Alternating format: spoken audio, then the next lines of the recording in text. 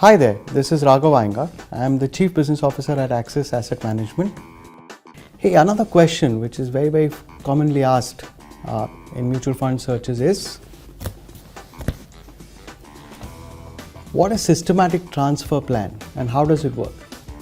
A systematic transfer plan, or an STP, is a great facility offered by mutual funds which allows you to take money from one scheme, predefined or a fixed amount of money at a fixed time, into another scheme. Right? The money where the scheme is being taken from is called the source scheme. The money where the money moves to is called the destination scheme. Now don't get confused by all this source and destination. Just think of your source scheme as a very big water tank on top of your house, and the destination scheme as your bathrooms, your wash area in the house. At any point of time, whenever you need to use the bathroom, the water flows from the tank into your bathroom or into the washroom area. This is a similar example happens in STP. Mutual fund investments are subject to market risks.